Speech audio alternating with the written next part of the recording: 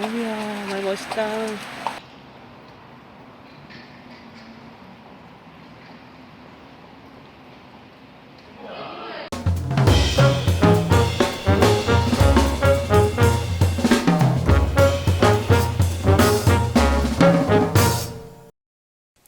좋아요와 구독은 영상 제작에 큰 힘이 됩니다. 안녕하세요. 사남매 엄마입니다. 이번 영상에서는 시골에서의 교육에 대해 얘기해 보려고 해요. 저희가 양평으로 이사 오기로 결정했을 때 첫째가 6살 후반이어서 초등 입학에 대해 크게 현실감을 못 느끼고 자연에서 자유롭게 키우다가 다시 도시로 나가게 되겠지라는 막연한 생각을 하고 있었어요. 작은 학교에 대한 로망도 있었기에 아이들이 작은 학교에서 유년 시절을 보내는 것도 좋은 선택일 수 있겠다는 생각도 했었지요. 그렇지만 주위에서 애들 교육은 어떻게 하려고 하느냐, 언제까지 시골에 있을 거냐 등 걱정을 많이 해주셨습니다.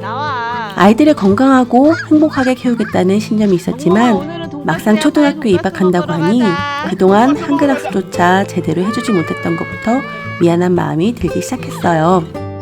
도시에서 살았다면 굳은 각오로 입학 준비를 했을 텐데 이사 와서는 아이들의 친구들을 볼 일도 드물었고 학수적인 면을 비교할 일은 아예 없었기에 편한 마음으로 독서만 꾸준히 했었지요. 첫째가 입학 당시에 세월초 조연초가 작은 학교로 유명했었는데 저희 아이들이 다니는 학교에 대해서는 정보를 찾기 힘들었어요. 그래서 그냥 평범한 시골 학교에 다니게 되나 보다라고 생각하며 입학하게 되었죠.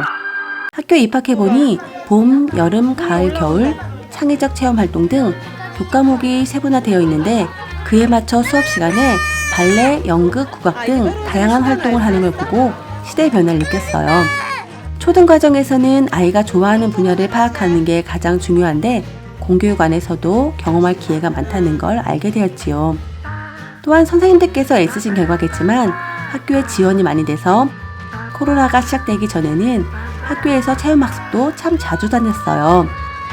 아이들의 선배들은 해외여행을 다녀왔다고도 하고 평창올림픽 때 고학년들은 올림픽 경기 관람을 하는 등 큰맘 먹어야 할 수 있는 활동이 학교에서 체험활동으로 진행돼서 깜짝 놀랐어요.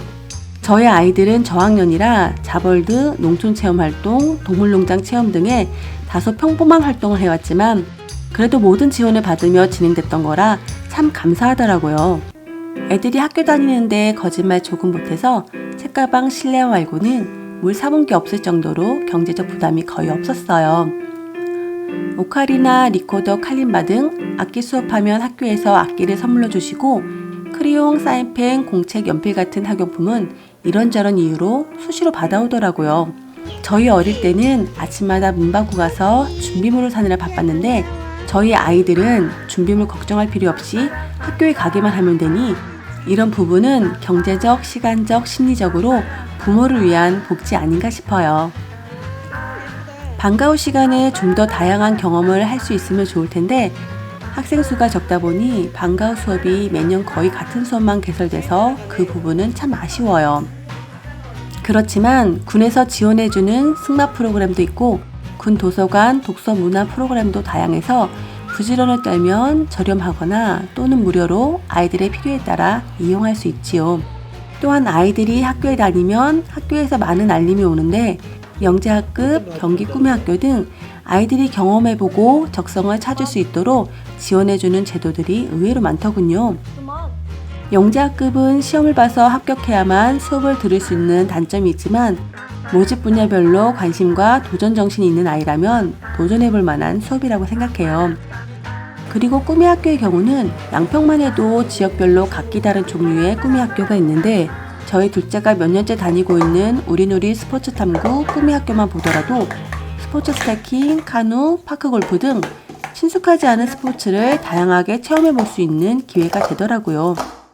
알림을 꼼꼼히 확인하고 적극적으로 움직이면 양질의 다양한 수업에 공짜로 참여할 수 있답니다.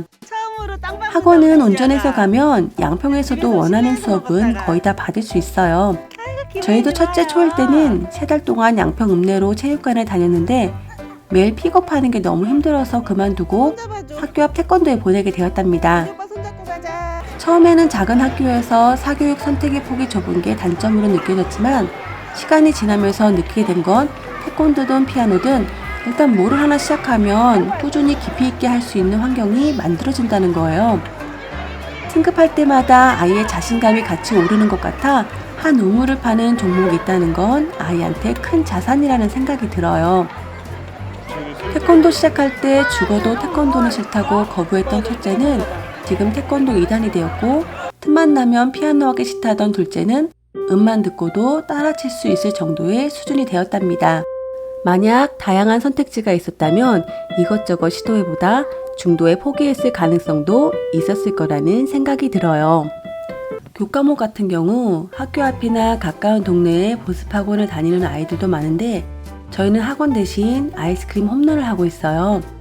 또 그와는 별개로 공부 습관을 길러주기 위해 크게 독서, 영어, 수학으로 나눠 아이들이 스스로 공부하게끔 지도하고 있고요. 아이들이 부모 뜻대로 늘 잘 따라오는 것도 아니고 힘들어서 학원에 보내고 싶은 마음이 들 때도 가끔 있지만 학원에 간다고 공부를 제대로 한다는 보장도 없고 자기 주도 학습이 몸에 익어야 중학교, 고등학교에 가서도 스스로 공부하게 될 테니 공부가 습관이 될 때까지 보살피겠다는 생각으로 아이들을 다독이고 있답니다.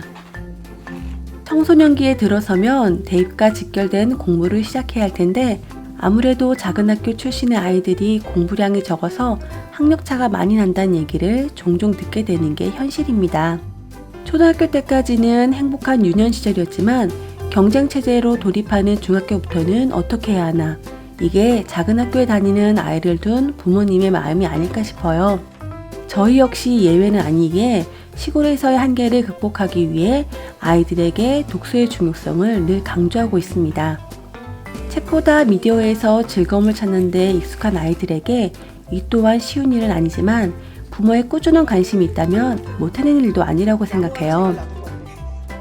대입 수험 시에는 아무래도 도시에서보다 상대적으로 내신을 좀 더 잘 받을 수 있다는 점과 농어촌 특례라는 카드도 있으니 상황에 따라 수시와 농어촌 학생 지원 제도까지 꼼꼼하게 챙기면 생각보다 좋은 결과를 기대할 수도 있을 거라 생각합니다. 지금까지 저희가 아이들을 작은 학교에 보내면서 느끼고 생각했던 것들에 대해 간단하게 말씀드려 봤는데요. 사실 요즘 초등학생 90% 이상의 아이들의 꿈이 유튜버라고 하잖아요. 저도 유튜브를 운영해 보기 전까지는 애들이 너무 쉬운 직업만 생각한다는 삐딱한 시선이 있었어요. 그런데 막상 제가 영상을 만들고 유튜브 채널을 운영해 보니 유튜버라는 직업은 특화된 기술, 언변, 감각 등 다채로운 능력을 필요로 하는 직군이라는 것을 알게 되었어요. 성실함은 기본 중 기본이고요. 놀면서 돈 버는 직업이 절대 아니더군요. 말도 안 되는 주제로 영상을 만드는 것처럼 보이는 유튜버들도 하나의 영상이 만들어지기까지 얼마나 많은 고생을 하며 진지한 자세로 임했을지 알게 되었습니다. 저희 아이들 또한 유튜버가 되겠다며 직접 영상을 만들어 보고 싶다, 채널을 운영해 보고 싶다라고 종종 얘기합니다. 그러면 전 장난으로 영상 하나 만들어 보는 건 어렵지 않지만 진짜 유튜버가 되겠다는 생각이라면 지금 해야 할 일은 더 많은 책을 읽고 더 많은 경험을 해보는 것이라고 말해줍니다. 내공이 있어야 좋은 컨텐츠를 만들 수 있고 지속할 수 있을 테니까요. 저희가 수익 승인을 받기까지 10달 정도 시간이 걸렸는데 같이 첫걸음을 뗀 많은 사람들이 중도에 포기하는 걸 보면서 이 길이 시작도 쉽지 않지만 지속하는 것은 더 쉽지 않다는 걸 절실히 느꼈어요.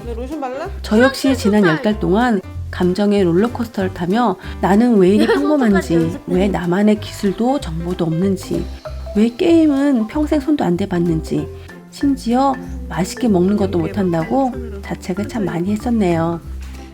지금은 유튜브가 이 시대의 키워드가 되었고 시대의 흐름을 따라 자라나는 아이들을 보며 공부만 잘하면 된다고 세뇌당했던 우리 세대의 교육 방식이 지금의 아이들에게도 똑같이 적용될 수 있을까라는 의문을 진심으로 품게 되었습니다. 학교 공부에서 손을 뗄 수도 없지만 또 공부만이 능사가 아니라는 걸 유튜브를 직접 경험하며 깊이 느꼈기 때문이지요. 그래서 저희는 아이들의 공부 습관 잡아주기에 노력하면서도 그것 못지않게 아이들이 흥미를 느끼는 것, 꾸준히 하는 것 등을 관찰하며 좀 더 미래지향적인 방향으로 아이들이 나아갈 수 있게 이끌어주려고 노력하고 있습니다. 남들이 다 한다고 해서 관심 없어 하는 우리 아이까지 억지로 동참시킬 이유가 없어지는 거지요. 아이들이 20살이 되면 멋지게 독립시키겠다는 것을 목표로 세우고 공부에 재능이 있다면 공부하게 하고 그렇지 않다면 잠재된 능력을 찾아낼 수 있게 이끌어주자고 마음먹으니 시골의 한계 같은 건 없다고 느껴져요. 오히려 계절의 변화, 곤충의 움직임, 산내음, 동물의 소리 등 다채로운 일상으로 채워지고 있을 아이들의 시골 감성이 미래에 큰 힘이 되어줄 거라는 확신이 듭니다. 지금까지 사남매 엄마였습니다. 끝까지 함께 해주셔서 감사합니다.